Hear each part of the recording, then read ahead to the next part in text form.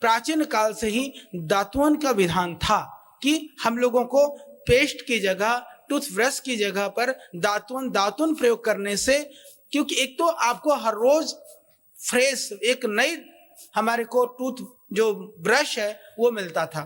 और दूसरी चीज मैंने कल आपको बताया कि जब हम विभिन्न जड़ी बूटियों का, नीम से, बबूल से, महुए से और कीकर से, करंज से, चिरचिटे से, इन लकड़ियों का जब हम प्रयोग करते हैं तो उससे जो दूसरी हमारे शरीरगत बीमारियां हैं, अनायासी दातून के रूप में वह सब जो लार बन करके सलाइवा के माध्यम से बहुत सारे उसके रस और तत्व पेट में चले जाते हैं, उससे हम दातून करते करते बहुत सारे तरह के हम जो शरीर के लिए जो औषधि चाहिए, मेडिसिन चाहिए, वो प्राप्त कर लेते थे।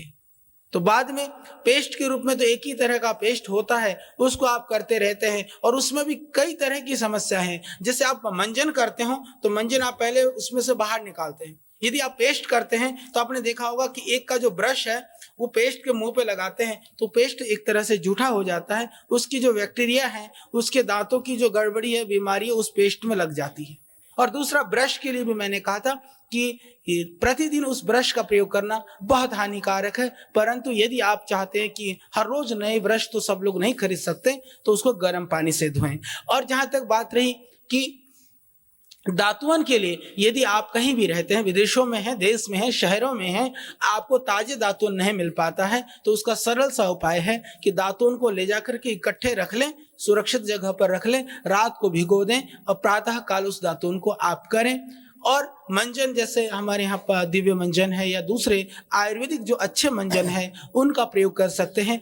आपने देखा होगा कि हमारे यहाँ प्राचीन काल में अभी भी कुछ लोग ऐसे मिल जाते हैं जिनकी आयु 80-80, 90-90 साल है, पर उनके दांत ज्यों के त्यों हैं।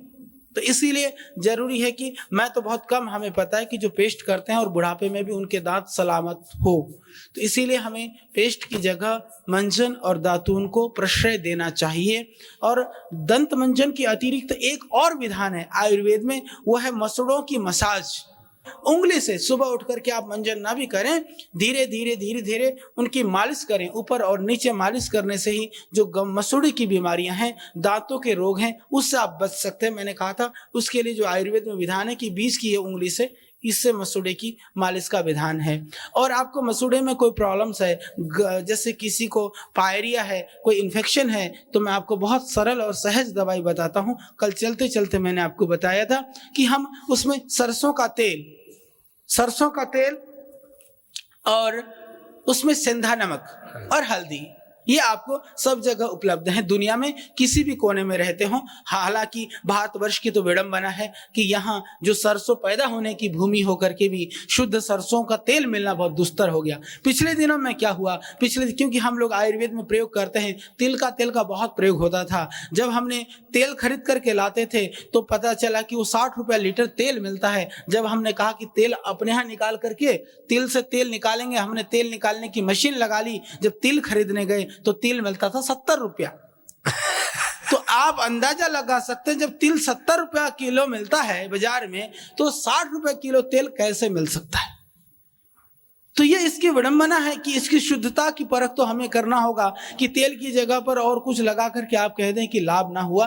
तो शुद्ध तेल यदि आप लगाते हैं तो आप देखेंगे कि जो आपको कई सारी दवाइयों को करने से, बहुत सारे एंटीबायोटिक्स खाने से लाभ नहीं हुआ, वो मात्र सरसों का तेल, हल्दी और सेंधा नमक के प्रयोग से आप तुरंत पा सकते हैं। चाहे वो मुंह से ब्लड जाता हो, चाहे वह किसी भी तरह से आपको मसूड़ों में परेशानी हो, मुख की दुर्गंध हो, उससे आप दूर कर सकते हैं। ये बहुत सरल और बहुत ही प्रामाणिक उपाय हमने आपको बताया।